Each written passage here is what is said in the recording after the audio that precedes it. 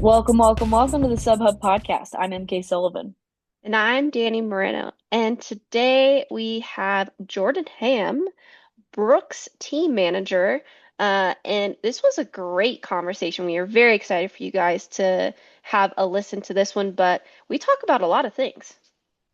Yeah, if you guys have been listening to Danny and I over the last year, we have been pretty hype on Brooks trail runners in general. But this year, it felt like there was just a huge push on the American front, which was even more exciting. And so we really wanted to get Jordan onto the pod, especially with plenty of new announcements coming with athletes for 2026, just to see like where Brooks is at with their sub ultra team and why there's been such a big push for it. Yes. So this episode should be coming out the same week.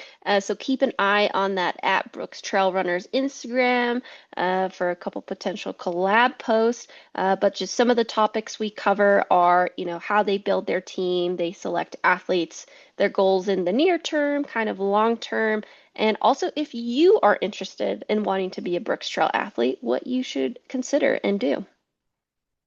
Absolutely. And should we chat a little bit about Never Second before we throw it over to Jordan Ham? Yes. So we absolutely adore our partner over there at Never Second. Currently, MK and I are leaning a lot into recovery for various reasons. We're recovering tendons, tissue, bones, you name it. And one of the most important things that you have during recovery is protein. And the P30 by Never Second is absolutely just so tasty. And one of my favorite things about it is that it has the right amount of leucine content, which that is an amino acid that you need to help deliver protein to your muscles. Yeah. So while Danny and I are over here trying to build amino acids just for recovery purposes to get back on our feet, you guys all know that you definitely still need it after your hard workouts, your big long runs. So make sure you guys go check out the P30 on Never Second's website. The chocolate flavor is so smooth, so easy to get down, good with water, good with milk, good in smoothies. And if you want to test it out, use our code SUBHUB25 at checkout at never2.com. But let's get into Jordan Ham's episode. Hopefully, you guys enjoy it as much as we do, and we'll see you on the other side.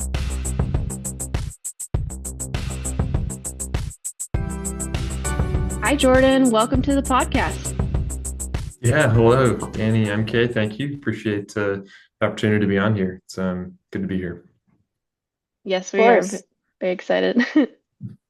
So, I guess to kind of start us off, can you tell the SubHub fans who you are, what you do for Brooks, and how long you've been working with them? Yeah. My name is Jordan Hamm. Been at Brooks now for 11, just over 11 years. So I've been in sports marketing for coming up on 7 years of that time, and yeah, really in the last probably 4 years have really designated more time on trail and working with our trail athletes and being involved there. So yeah, it's I think my day to day is now more than ever has been more focused on trail. So it's um, yeah, working with our trail athletes on where they're competing, scheduling appearances, working with the product teams to get some of the best footwear and apparel on our athletes. But it's a very fun job. There's a bit of travel that goes into it, and but it is so rewarding and so much fun. That's awesome. How is the kind of manager structure of the team? Like, do you manage just the domestic athletes here in the United States? Globally, do you have other people on your team that are, just focused on travel, etc.? Like, how does it look? Yeah, yeah, we're a small but mighty team, I'll say. Well, I'm part of the global sports marketing org. I oversee our North America-based trail athletes. I have a counterpart in the European markets who kind of oversees trail and a growing contingent of road athletes on that side of things.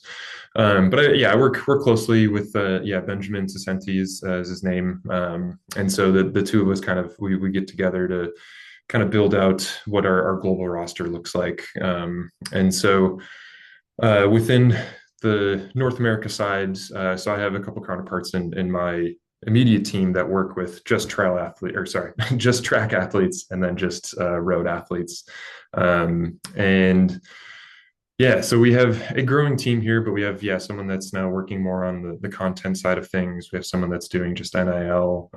It's um, in some ways it can feel maybe a little siloed, but we're so focused on kind of our individual groups. And as you two know, like I think in the sport, it is very, niche.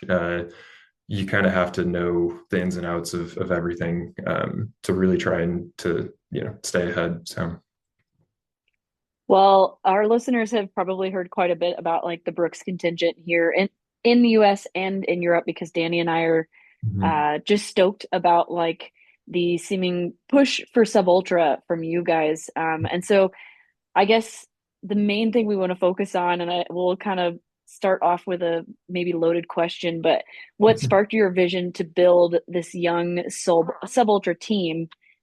Whether it was you or Brooks or the European side of things, like how did this all Yeah. begin? Yeah, I don't know if I can say that there was like a specific moment in time that was the spark, but it was just kind of um I think when I started to kind of shift my focus more to trail, yeah, this is I guess like right around the pandemic time. So yeah, 4 or 5 years ago.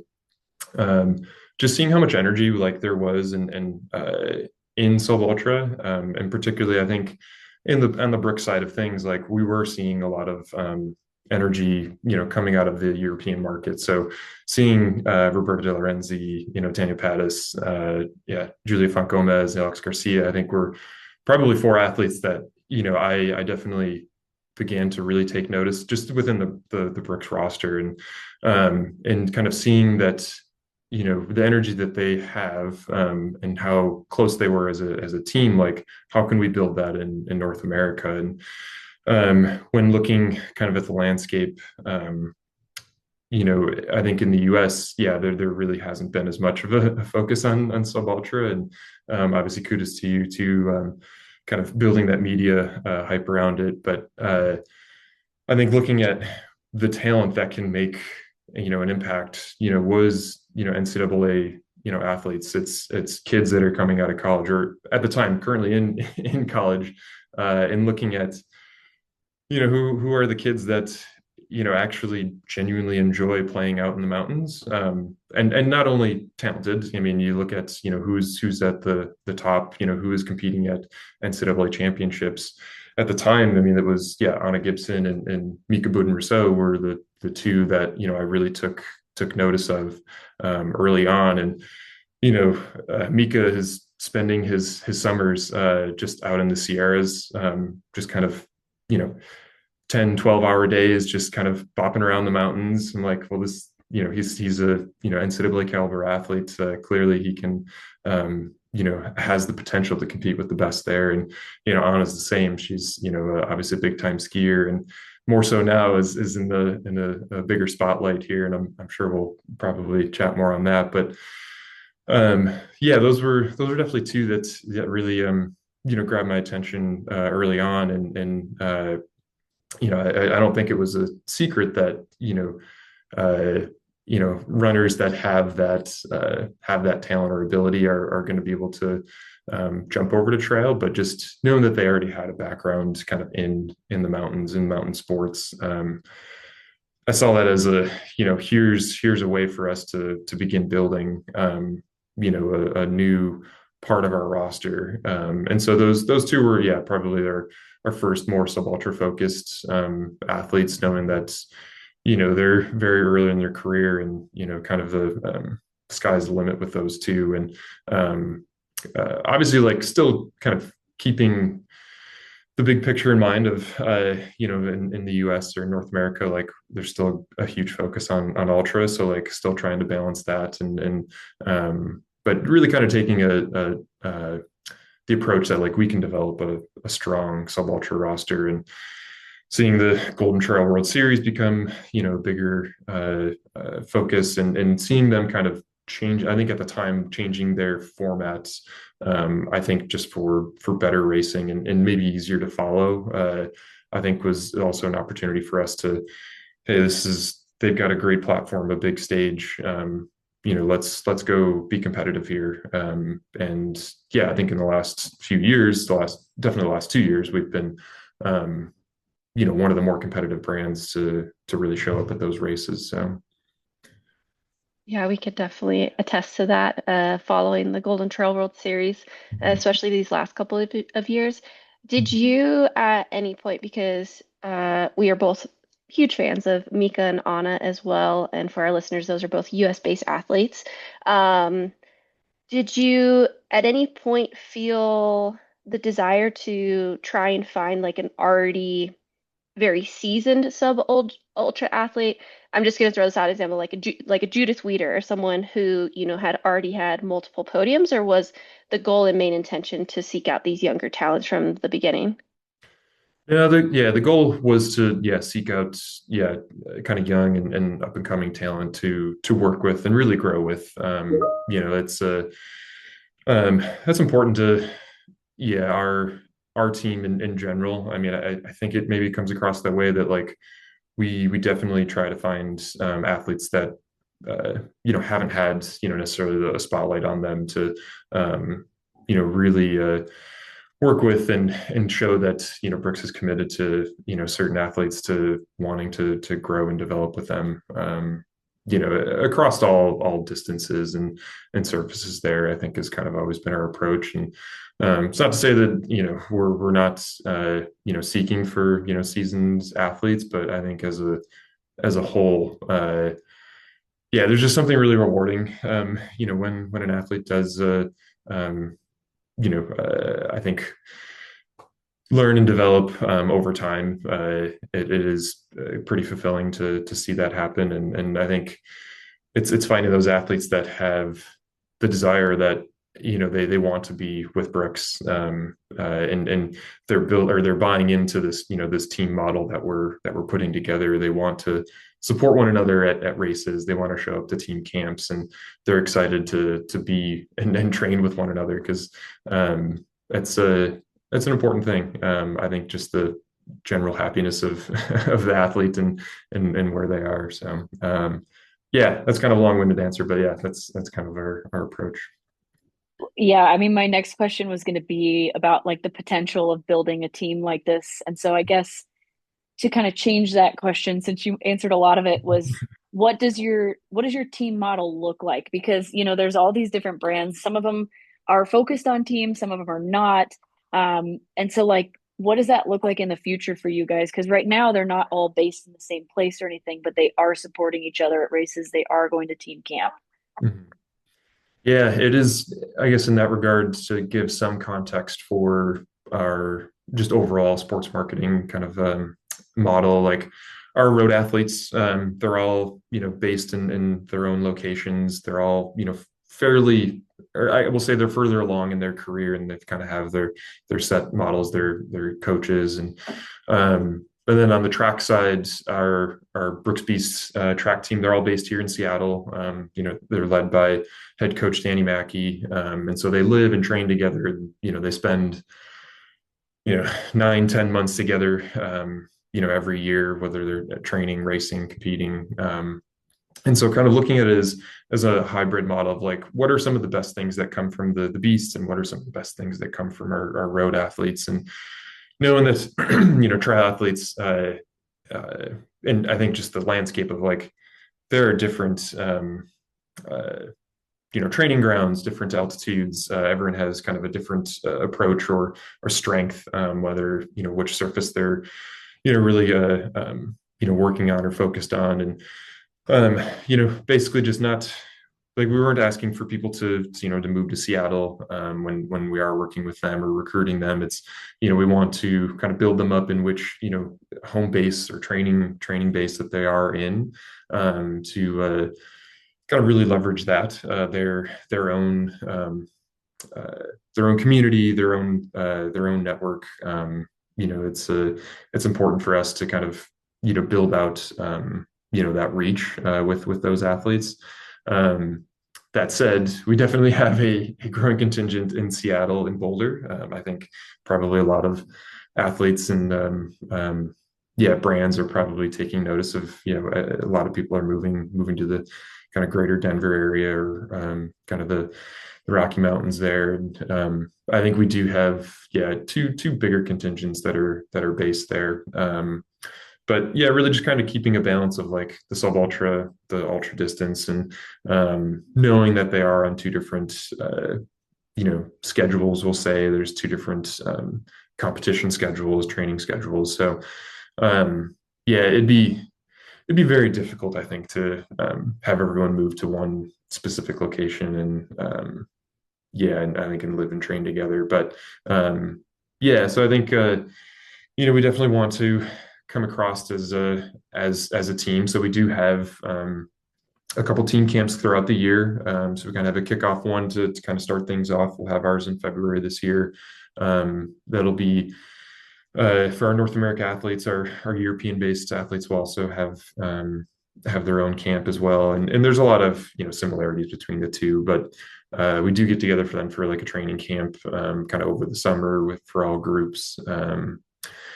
Yeah, it's a we definitely again want to find athletes that want to train and get to be a part of something larger. And yeah, even some athletes they'll host like their own training camps, like even before Worlds this year. Anna, Taylor, and Sydney and Courtney kind of all got together with some other Team USA athletes to have a little training camp before World Champs. So it's an exciting group to be a part of, for sure. And where is that main team camp earlier in the year? So this one, it's I guess I don't know if I can share quite yet, Oh, but yeah, but I guess undisclosed location. yeah, an undisclosed location. No, we've previously we've been in Seattle the last couple of years, and it's been exciting for the team to come out here because it's always a reminder for myself that like because these athletes are based in different locations, like coming into HQ, Brooks HQ, where we're located here in Seattle, like it is a big thing. Being able to then meet with everybody in product is a big deal. But this year coming up, it was like we got to change it up. We're gonna head somewhere that'll be fun and exciting, and and just have to keep an eye out for it. But it's always a good time. So. I'm not sure if this is something you guys already do or if it's like a plan for the future, but do you guys have a plan to do a global team camp where like the US athletes and the European athletes merge? Yeah, I think for a kickoff camp, it's we've put some plans together to make it work in the past, and I think the timing of it, just with some like differences in priorities of kind of some of the objectives or goals of that kickoff camp, haven't quite lined up. I think at some point we will have it come together. Whether it's next year or further down the line, but yeah, as it stands, we've we have hosted actually like a global all up like road track trail team camp here in Seattle. This was years ago, but I'm sure we'll get back to it at some point. But yeah. That's cool. Um, as far as this very clear investment in the short trail, the sub ultra athletes, particularly the young athletes, is that kind of like, I don't know if you can share this too, but like, is that part of like a 5-year plan? Is that kind of the direction going forward? Because like, just from an outsider's perspective, you land an Anna Gibson and you won the freaking lottery. I mean, you could have seen that girl's talent from a mile away, but like, I would hope the intention is, potentially you have a lifelong athlete like a Des Linden. Des Linden is synonymous with Brooks. And so hopefully by getting someone early. And so, yeah, is this kind of like a repeat and rinse goal for Brooks, or is it kind of focusing on the near term? No, it is. I think, using Des Linden as an example of like, she's someone that started with the Hanson's ODP group, someone that, really had to cut her teeth to get to where she is over the years. And I think kind of the landscape of trail running is that you can be competitive at a high level for, decades at this point. Like athletes, they do reinvent themselves, from time to time. And it is, I think, a side of the sport you can continue to be relevant and compete at a high level, not just, kind of continue to be part of the sport. So, um, yeah, so I think with our strategy there, it's we kind of want to continue to reload and as athletes develop and grow. I mean, Anna being an example of like she's someone that's going to lift everybody up and provide visibility there. So we don't want to kind of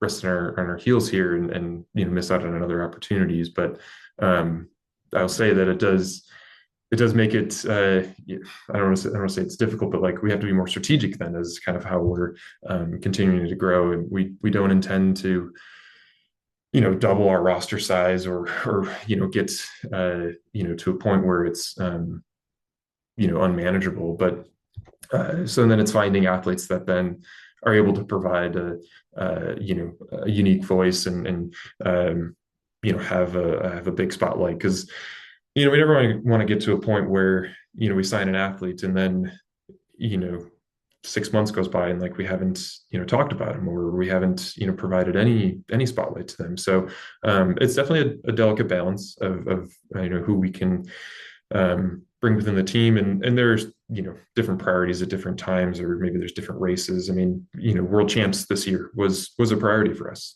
So when looking at who we signed, with the idea of like how many athletes can we get at world champs, and for me it was Team Canada, Team USA. So bringing in Remy LaRue, bringing in Courtney Coppinger, Taylor Stack, Sydney Peterson, they all had the potential to be there, and then they all did it, which was really cool to see. But yeah, so is that going to be the priority this year? Not likely, just given World Champs is every other year. So, but yeah, that's kind of where we're at. It's hard to say whether it's 2-year, 3-year, 5-year plan.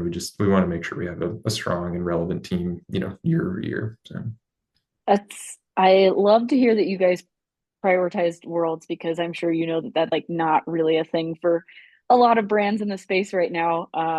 And maybe you can't answer this question, but if you can, like, were athletes incentivized and rewarded for making it onto the world's team?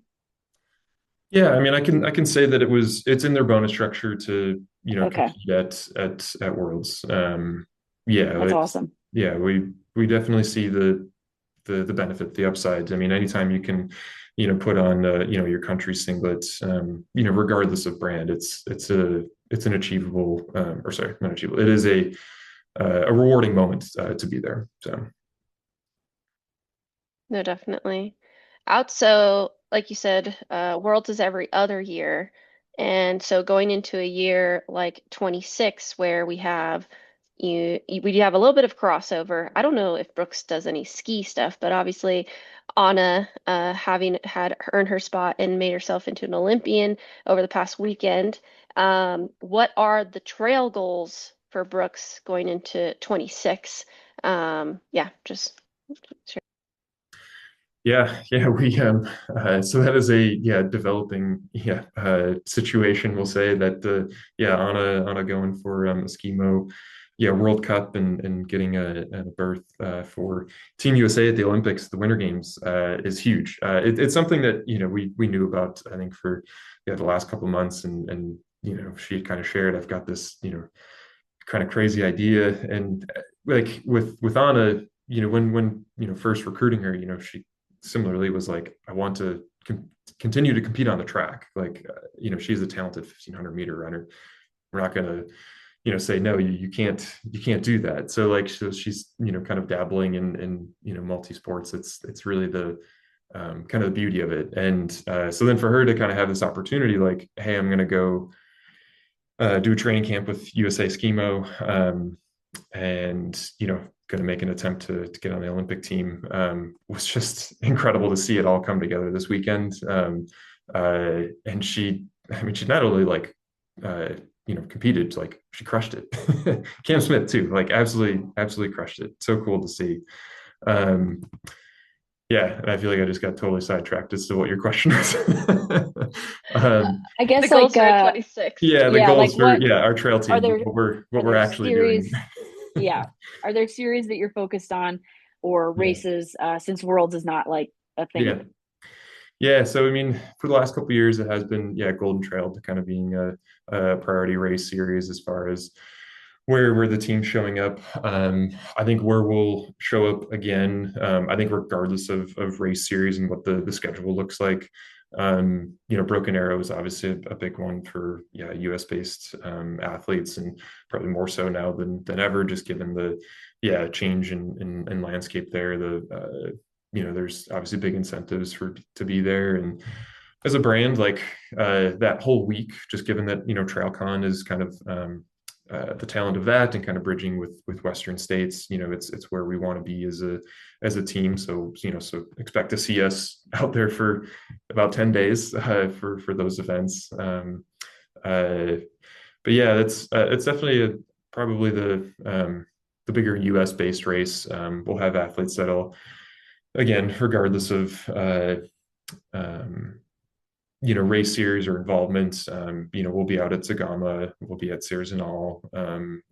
Marathon de Mont Blanc is another one for our European-based athletes.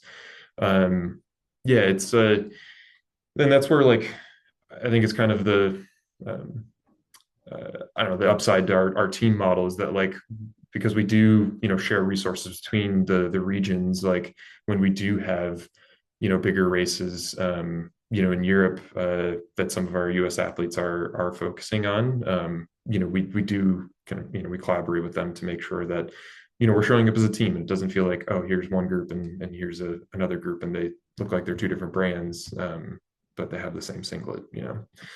um, those are the main ones. We're still kind of fine tuning just where else we'll be in the particularly in the US, but those are definitely some big ones. And I should also add too that, like, even the ETC race is kind of always been a priority as far as we want to show up during UTMB week, and between ETC and OCC. Those are really kind of the we'll call it short trail. Specialties there or focuses. So looking more to the brand side of things, long term, what is Brooks' goal on the trail side? Like, are you guys looking to sponsor races at some point? Just sell more shoes? I think it's I think if we were to boil it down to, I don't know, a single thing, it's uh, we want to be first brand to be recognized. We want people to know that Brooks is a trail brand. Obviously we will continue to uh, focus on road and track, but when it comes to trail, it's a uh, I think it's an important market to be in. Not only just selling product, but there's also so much that just comes out of the trail market as far as being a trendsetter, or that kind of spills into some of the other parts of the running world. And so I think if we were to look back the last couple of years, it's on the product side, it's kind of I think reinvigorating the footwear market for Brooks. In some ways, Cascadia has always been synonymous with just kind of being a stable trail runner, a hiking shoe for a couple of years that were I think where it just was kind of updated on a, I don't know, regular basis, but it wasn't innovated. And so now when you look where we are now with the a couple of years ago coming to market with the Catamount Agile, having a strong focus on, like, we have a very strong sub ultra roster. Like, we have to build a shoe that's actually competitive, and so it's ultra lightweight, low stack, excellent shoe for the uphill vertical kilometer type of race. And then more recently, and coming up soon, the Cascadia Elite. So kind of going in the opposite direction as far as we do need a shoe that can perform on the ultra level, and it's high stack, carbon plated shoe, coming out March 1st. It's going to be a game changer for us. It has been a game changer for us. This year was definitely huge. Yeah, I think to pull back the curtain a little bit. It was just October 2024 when the idea was like, hey, we need the shoe. We had the shoe built. It was on athletes' feet in February, and we saw athletes just right from that moment. We're landing on the podium. We're earning golden tickets. Yeah, it was a really impressive kind of change for the team to have something that could help propel them, and consistently, kind of across the board. And we saw it from some short trail races, with like Anna Gibson, winning the 30K at Gorge. Hillary Allen making it onto the VK team at Team USA wearing that shoe. It's a very versatile shoe. And obviously Chris Myers coming in second at Western States. So really cool to see kind of everything kind of come together with that shoe, and really excited for that one to hit the market. So so I guess we want to be well recognized trail brand. So Yeah, we can't overlook the Broken Arrow VK women's podium this year with Anna, Sydney, and Hillary, who was yeah, our biggest surprise. We had not picked her, and that was just like an incredible yeah, showing for Brooks on that yeah, race this year. That was really exciting. yeah. Um, you saying that the idea came to formation in October and they got it on athletes in February, that is outstanding. Do you guys have like an internal innovation? Because that is such a short turnaround. That's awesome. Yeah, I mean, I'm probably abbreviating it a little bit. I think the idea was there, but as far as like, here's the brief, it's approved, let's go, we got to build it. Like that Yeah. was, a very, very quick turnaround. So, and we do have an innovation footwear team, and yeah, one of the kind of stars within that team, Brian Bark. I've got to give him a shout out because he does a lot. So he dual purpose. Not only his day job as an innovator or on the innovation team building footwear, but he also is on our trail team, and competing for us. He kind of does it all. But that team, they do a lot between track, road, and trail. And particularly like the Cascadia League was a big one for us to come out of that. So That's cool. yeah. Brian is the Vincent of Brooks Yeah. doing double life. That is Yeah. really cool. I mean, having have been in this sport now for almost 8 years, like that is such a big part of the secret sauce is having an innovative team who's hungry and like gets after it when an idea is brought. Because yeah, trail space, it's like there's just so much terrain to cover. And Yeah. so if you could start getting those specifics and like, yeah, sorry and agreeing, that's super cool. I've also heard great things about the Cascadia Elite. That's I'm excited to see that shoe on Brooks athletes and stuff. Is that the shoe that Chris Myers was wearing at Western It States? is. Yeah. Yeah. Yeah. So for him, it was um, that was a round two version of that. So it was, again, still not a completely finalized version, but I think for Chris, and he shared this before, so this isn't revealing too much, but like when he did Chuck and Nut, in March, we had limited sizes in the shoe in round one, as I think is fairly consistent across brands. But he's a size 11 and a half, 12. We had a 10 and a half, and at the time that round one did fit a little long, but he came to visit HQ in the days before. He tried it on, and he's like, I've tried on other super shoes. I've got to wear this. I've got to do it. So he wore a shoe that was almost a full size, too short, and he goes and crushes Chuck and Nut on a terrible like condition day. Like, it was snowing at the top of the mountain there. It was a mix of sleet and snow at the base, and it was so sloppy. And he's like, it worked perfectly for him.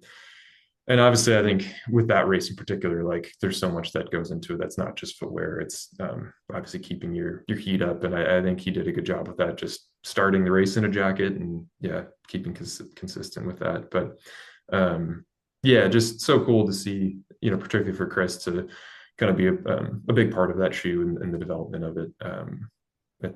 Yeah, because he absolutely, yeah, crushed it at Western States. It was incredible to see that come together. Yeah, I mean, I feel like that's a really good training ground for any shoe is a wet chuckanut. I also have, I don't think it was the same shoe, but Taylor Stack downhill at the Austria Golden Trail World Series. Like he just smashed that downhill. I think that was the Gilles, but I feel like that's the testament to good tread. Like Yeah. when athletes can stay standing up and so they can finish the race faster. Mhm. So that's just something I've also taken notice of because there's a lot of rolled ankles at chuckanut this year, and Chris wasn't one of them, so Yeah. that's a good Yeah. sign. It is. Yeah, it is. Yeah, it is one of the most, if not the most, yeah, yeah, stable super shoe out there as far as the energy return you're going to get on it, the underfoot feel. It's pretty incredible. We're yeah, like I said, very excited to see that one. Yeah, get out on more people's feet. So That's awesome. As far as, so obviously we're the Sub Hub. MK and I, huge fans of the Brooks team focusing on Sub Ultra. Obviously, just mentioned Chris Myers, and you guys have a plethora of Ultra superstars as well. But overall, when it comes to creating this team, when I think of Brooks, everyone's just really nice. Like, hanging out with Anna, Courtney, Hillary, they're all just like super bubbly and nice. What makes an athlete a good cultural fit for Brooks? Like, who are you looking at? Because you can have super talented athletes, but when you're crafting a team, I'm sure you have to be pretty selective. yeah, no, that's exactly it.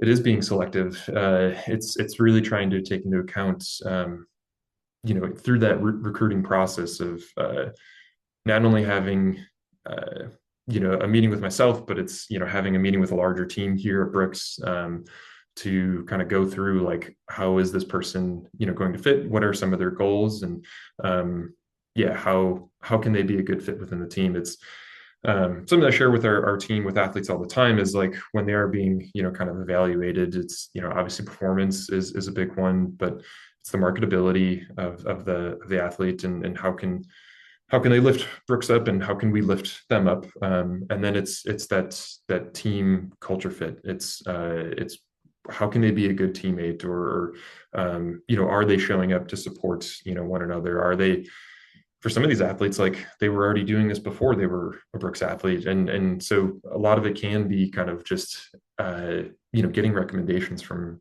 current athletes on the roster, and getting getting that recommendation, getting a kind of a buy in there, and getting a check from our team, our sources. We have a network of people that we are working with to see how can this person fit within the group. Yeah, and just kind of understanding like what are the priorities for that athlete, where do they want to show up, and yeah, and how do they show up in their community. It is it is difficult. It's definitely a process to go through, and makes the I think it makes it that much more rewarding when we do have a team that does kind of really come together and congeals. And yeah, I've shared this with the team too, of like, when you've got team chemistry, when the camaraderie is there, it feels good. But as soon as it's gone, like it's gone. Like it's hard to get back. So it is something that definitely weigh pretty heavily, and it's harder because there isn't a specific metric of like they want to race, or they have X amount of followers or something. It's uh, something you have a feeling on, and you try to act on it. But yeah, so far I think our team, like you said, yeah, everybody, they're nice. They want to they want to be with each other, and support one another. Yeah, I think yeah, for me, this past year, definitely seeing that shine through from afar. I wasn't able to make the race, but was at the Sunapee Scramble, so the U.S. Mountain Champs, and just seeing the team get together in one house, and it just seemed like a really good time. And I know it was a good time, but even from afar, it seemed great. So. Danny is like messaging me on the side about all the athletes and how nice they are. And as she's like listing them off, I'm like, oh my gosh, we have interviewed like most of the Brooks team at this point at like in our 3 years of SubHub, and we've had great experiences with all of them. So that's definitely a testament to like your building of the team. And so this might be also, I'm just asking loaded questions, I feel like, but what is Brooks missing on the team right now if everyone has like a role to play on the team? And do you evaluate success for these athletes like beyond podiums as like consistency, versatility? You mentioned community engagement. Mhm. So like what are you missing if you're missing anything at all? Yeah, that's a good question. And I don't know if I want to say like that we're missing one thing because like everybody on the team does play a part. They have a role that they bring to the team or a specialty that they bring to the team. So I think there's different areas that maybe we are stronger in. I mean I do think the sub ultra category maybe we are a bit stronger. But I think there is like I think to compare the two, like, sub-ultra athletes, they do compete more. So like on the performance side, you're just going to have, more regularly uh, happenings as far as, when athletes are showing up. And I think that's actually like one of the strong suits of our team is that like on any given weekend, someone is racing somewhere, or someone is like showing up at an activation somewhere in the world, which is really cool. And like I also I run our social media for Brooks Tri Runners. So like that's a started as like a side project, side hustle of like we've got to have more visibility because our team is they are showing up, they are doing something somewhere on any given weekend. Uh, and so when we just weren't able to really spotlight all these incredible things, like we just had to make it happen. And so, I get to see it firsthand of like, when our Italian athletes are competing in Korea, like the Sky Running World Series, it's just so cool to see. So yeah, it's hard to pinpoint, I think, a specific area of like where we're, missing on. Because I think we've really got a good engine of things coming through with product kind of hitting on the sub ultra and ultra category of being able to support athletes at different distances. And I think I guess when I'm been talking through it, I think an area that we can grow and are growing it is actually more on the event side. So it's not particularly the athlete side of things, but we are strategically moving into the event space and race sponsorship. And by no means are we making big splashes to signing onto some of the major races or event series, but really starting at more of a grassroots level to again, if anything, it's kind of modeled off of how we're working with athletes of races that we want to partner with and build with. And kind of reach different communities there. So it's something that we want to, authentically, connect with the trail running community and not just buy our way into, a certain race or series. So yeah. Yeah, that would be really cool to see some short trail races with Brooks all over it. Yeah. Um, Yeah. as far as kind of like coming into the end here, like you have an athlete for, say multiple years, what is it that you want to see out of that athlete? Like what kind of growth do you want to see? Yeah. Well, a baseline of growth, just in general. I think uh, I think on the performance side, it's more of a level of like consistency year over year and just being able to compete and show up at not only major events, but like it's approaching things with an excited energy. Because not every race can be your A race. So it's showing up at races that have meaning to that athlete, and they're able to communicate that like why this race was important to them. Because as a brand, like we want to spotlight athletes as much as we can. It's nearly impossible to do every weekend or every, at every event. So it's kind of on the athlete to, kind of beat their own drum in that regard for, some of the, we'll say B and C races, we'll say, what is the meaning behind that race to that athlete. Yeah, so I think the performance side, it's really the consistency is key for us. It's that you're showing up. I think the marketability is that I think year over year their reach continues to grow. We don't want to obviously see a negative growth in that regard. I think we want to obviously see the athletes grow and being able to reach different communities and find different ways that we can support them in reaching different communities. Reaching out to different run clubs or just being in front of a different audience. And then it's the team chemistry part that I mentioned before, like how much or what are they contributing to the team as far as being a good teammate. Sometimes it could be just showing up to crew or support at different races. It's there's so many different ways, I guess, to kind of show up in that regard. But it's there's a lot of things that go into it. In a world of kind of what have you done for me recently, or what have you done for me today? It's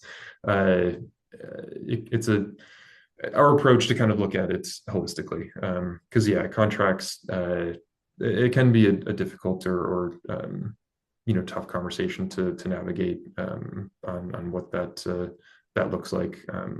So Yep. And as we know in this sport, like consistency is everything. Having a rising star only matters if they can, pan out in the long run, I feel like. yeah, yeah, But this yeah. has been a great conversation. And just I guess to finish us out here, because we do have a lot of young listeners, if Mhm. someone is interested in like chatting with Brooks or heading in that direction, like what do they need to know? Yeah. Um, I think, I mean, going off of that, it is showing up, consistently. I think being able to, create a voice for yourself, or being able to share like, hey, what is that like one thing that I can, really double down on to, kind of be known as, and it may be hard to like, you don't necessarily want to pigeonhole yourself into one thing, but it's, I think it's like I mentioned before, of like athletes can reinvent themselves. It's you shouldn't feel like you get stuck on one thing, but it's showing up, being consistent. And I think probably for all brands, I mean they want to see that. I think for us in particular, it's that they're showing up in their community. They're bringing people together. And it's really putting a positive spotlight, I think, just on trail running and the greater running community. Whether you're just focusing on trail, or if you do track and trail, or if you do skiing and trail. It's just being a good positive light in the running community. So. Awesome. Well, thank you so much, Jordan, for joining us today. We know our listeners are gonna love this episode. Give us a little shout out on that Instagram handle for the trail runners. Yeah, yeah, definitely go and give it a follow. It's at Brooks Trail Runners. So that's definitely the main page. You can find updates just on all athletes from around the world. So it's definitely a good hub there to learn about different Brooks athletes and what they're doing. So give them a And follow. when will the new roster or new additions be announced, if any? Yeah, so we should have some updates coming through probably mid-January, is what we're targeting. I mean, it's turn of a new year, but we'll see some updates and changes there. It's exciting things ahead for us. I'm excited to share. So Such a fun time of year for Danny and I. Just Yes. like creep on yeah, Instagram and see where people are going. yeah, totally, yeah, Awesome. Well, This has been the Sub Hub Pod. yeah. Thank you.